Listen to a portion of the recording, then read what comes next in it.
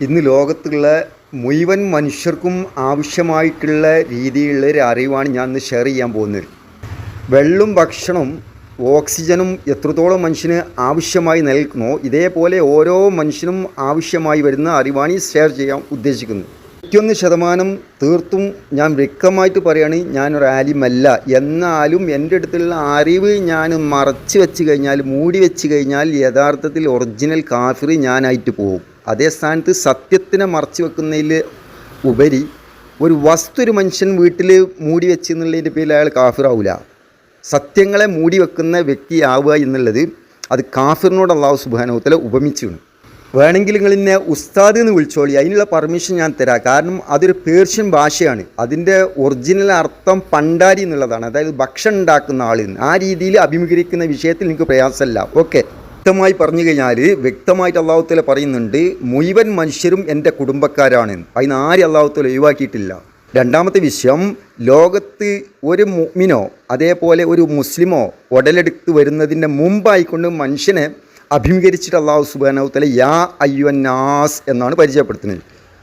പിന്നീട് ബഹുമാനപ്പെട്ട റസൂൽ തങ്ങളുടെ ഹിജ്റ പുറപ്പെടുന്നതിന് ശേഷമാണ് കാറ്റഗറി വ്യവസ്ഥയിൽ അല്ലാഹു സുബ്ഹാനഹു വ തആല പരിചയപ്പെടുത്തുന്നത്. യാ അയ്യുഹല്ലദീന ആമനു, ആദ്യം ജനങ്ങളെ, പിന്നീട് വിശ്വസിച്ചവരെ. ഓക്കെ, ഇനി വിഷയത്തിലേക്ക് ഇൻഷാ അല്ലാഹ് പ്രവേശിക്കാം. ഇസ്ലാമിൽ ഒരിക്കലും തന്നെ വേർതിരിവില്ല, മാറ്റിവെക്കലേ ഉള്ളൂ. അതുകൊണ്ട് തീർത്തും ഇസ്ലാമിൽ എ മുതൽ സെഡ് വരെ ശരീഅത്ത് നിരീക്ഷണം റിസർച്ച് നടത്തിയാലും ശരി, ഒരിക്കലും തന്നെ വേർതിരിവ് കാണൂല. അതേ സ്ഥാനത്ത് മാറ്റി നിർത്തൽ അനിവാര്യമാണ് എന്നുള്ളതിൻ്റെ അടിസ്ഥാനത്തിൽ മാറ്റി നിർത്തുന്ന ഒരു സംവിധാനം നിലനിൽക്കുന്നുണ്ട്. അതൊരു ഉദാഹരണത്തിൽ കൂടെ ഞാൻ വ്യക്തമാക്കി തരാം.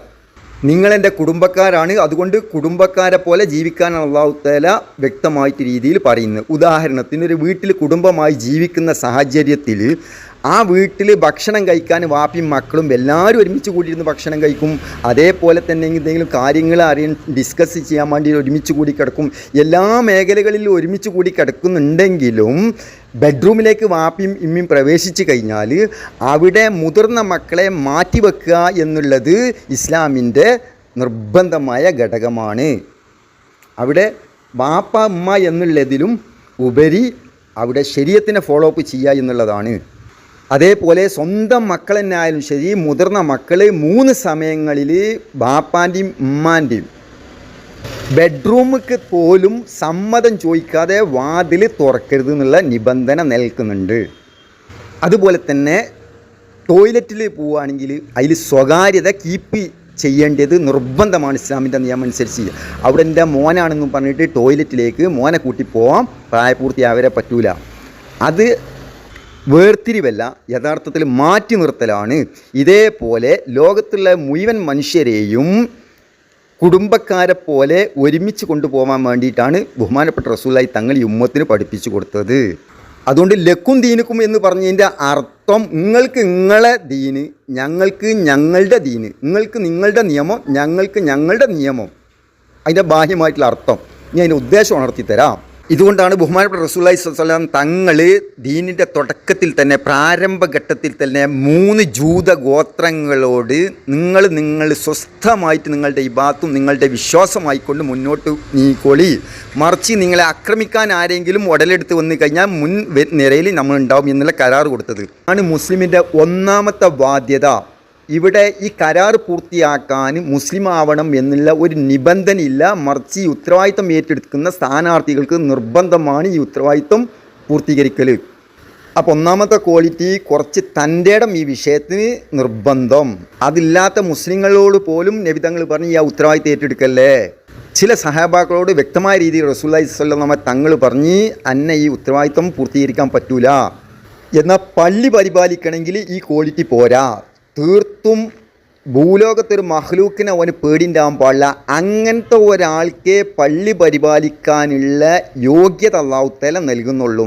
അതേ സ്ഥാനത്ത് പള്ളി ഭരണസമിതി അനിസ്ലാമികമാണ് 100%. പള്ളി പരിപാലന സമിതി ഉണ്ടാവേണ്ടി. ഓക്കെ, രത്ന ചുരുക്കം നമ്മുടെ മോളെ വിവാഹമാണ്. വരുന്ന ആളുകൾക്ക് നല്ല ഭക്ഷണം കൊടുക്കണം എന്നുള്ള ആഗ്രഹമില്ലാത്ത ആരും ഉണ്ടാവില്ല. അതേ സ്ഥാനത്ത് അത് പണ്ടാരിനെ മാറ്റി നിർത്തിക്കൊണ്ട് ഒരു IAS ഓഫീസർ കൊണ്ട് ആ ഉത്തരവാദിത്തം ഏൽപ്പിച്ചാൽ, അല്ലെങ്കിൽ ഡോക്ടറാണ്, അയാൾ കുറേ എഡ്യൂക്കേറ്റഡ് ആണ് എന്നുള്ളതിൻ്റെ അടിസ്ഥാനത്തിൽ സത്യത്തിൽ ഭക്ഷണമായിട്ട് പരിചയമില്ലാത്തൊരു ഡോക്ടറാണെങ്കിൽ അയാൾ ഉണ്ടാക്കുന്ന ഭക്ഷണം തൊള്ളേക്ക് വെക്കാൻ പറ്റില്ല. അതുകൊണ്ടാണ് ആ ഉത്തരവാദിത്തം പണ്ടാരിനെ തന്നെ ഏൽപ്പിക്കണം എന്ന് വ്യക്തമായ രീതിയിൽ അല്ലാഹു സുബ്ഹാനഹു വതആല എണ്ണം ക്ലിപ്തപ്പെടുത്തി വ്യക്തമാക്കി ഖുർആൻ ശരീഫിൽ കൂടെ പരിചയപ്പെടുത്തി തരുന്നത്.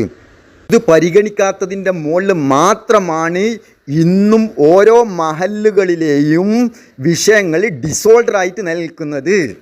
അതത്ര മതി. ഇൻഷാ അല്ലാഹ് അടുത്ത വിഷയത്തിലേക്ക് പോവാം.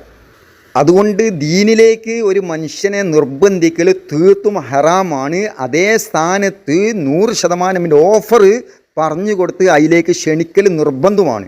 വമനാസൽ കൗല മിമ്മൻ ദഅ ഇലല്ലാഹി വഅമില സ്വാലിഹൻ വഖാല ഇന്നനി മിനൽ മുസ്ലിമീൻ. അതേ സ്ഥാനത്ത് ഇസ്ലാമിനെ നശിപ്പിക്കാൻ വേണ്ടിയിട്ട് അങ്ങേ അറ്റം മറ്റുള്ളവർ ശ്രമിച്ചിട്ടുണ്ട്. ആക്കിബത്തിൽ പോലും ദീനിൻ്റെ അവസാന പൂർത്തീകരണത്തിൻ്റെ സമയത്ത് പോലും മുഴുവൻ മനുഷ്യർക്കും പൂർണ്ണമായിട്ടും ബഹുമാനപ്പെട്ട റസൂലുള്ളാഹി സ്വല്ലല്ലാഹു അലൈഹി വസല്ലം തങ്ങൾ 100% വിട്ടുവീഴ്ച ചെയ്തത് ചരിത്ര ഗ്രന്ഥങ്ങളിൽ തുറന്ന അധ്യായമായി നിലനിൽക്കുന്നുണ്ട്. അതാർക്ക് വേണമെങ്കിലും പുനർപരിശോധന നടത്താം. അതുപോലെ തന്നെ 100% വ്യക്തമായ വിഷയമാണ് ദീനിൻ്റെ പൂർത്തീകരണത്തിൻ്റെ സമയം, ഫിനിഷിംഗ് പോയിൻ്റിലെ യുദ്ധം. തീർത്തും ബഹുമാനപ്പെട്ട റസൂലുള്ളാഹി തങ്ങളുടെ കൂട്ടുകക്ഷികളായിട്ട് 100% ഒരു വിഭാഗം ബഹുദൈവ വിശ്വാസികളാണ് കൂടെ നിലനിന്നിരുന്നത്. എന്നിട്ട് അതേ നാട്ടിലെ മക്കത്തുള്ള മറ്റൊരു ബഹുദൈവ വിശ്വാസികളെ ആക്രമിക്കാൻ ഒരുങ്ങിയത്, അല്ലെങ്കിൽ യുദ്ധം ചെയ്യാൻ ഒരുങ്ങിയത് ഇസ്ലാമിനെ വളർത്താനല്ല, തീർത്തും അക്രമം അവസാനിപ്പിക്കാൻ വേണ്ടിയാണ് എന്നുള്ളതും ചരിത്ര ഗ്രന്ഥങ്ങളിൽ തുറന്ന അധ്യായമാണ്. കൂടുതൽ എക്സ്പ്ലെയിൻ ചെയ്തു പോയി കഴിഞ്ഞാൽ ക്ലിപ്പ് നീളും. അതുകൊണ്ട് തീർത്തും അടിവരട്ട് പറയുകയാണ്, ലോകം അവസാനം വരെ നിരീക്ഷണങ്ങളും റിസർച്ച് നടത്തിയാൽ പോലും ഇസ്ലാമിൻ്റെ പുരോഗതിക്ക് വളർച്ചയ്ക്ക് വേണ്ടിയിട്ടോ അള്ളാൻ്റെ തൃപ്തിക്ക് വേണ്ടിയിട്ടോ ഒരിക്കലും തന്നെ ബഹുമാനപ്പെട്ട റസൂലുള്ളാഹി തങ്ങൾ ഒരു മനുഷ്യനെ പോലും നോവിച്ചിട്ടില്ല എന്ന് സത്യം ഇതിൽ വ്യക്തമായിട്ട് നിൽക്കുന്നുണ്ട്.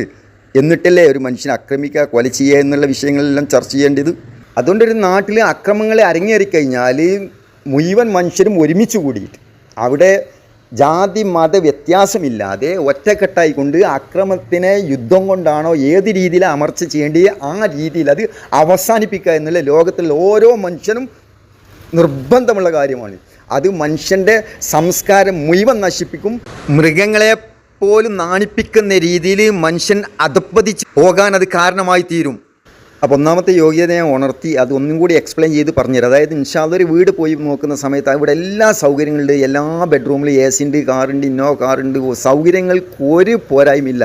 അതേ സ്ഥാനത്ത് ആ വീടിന് 2 വാതിൽ ഫ്രണ്ടിലും അതേപോലെ തന്നെ ബാക്കിലും ഇല്ലാത്തൊരവസ്ഥയിൽ ആ വീട്ടിൽ താമസിക്കുന്ന ആളെ സംബന്ധിച്ചിടത്തോളം ഉള്ള സുഖം തന്നെ ആസ്വദിക്കാൻ കഴിയുന്നില്ല. എന്തുകൊണ്ട് മനസ്സമാധാനമില്ലാത്ത അവസ്ഥയിലേക്ക് ആ വീടായിത്തീരും.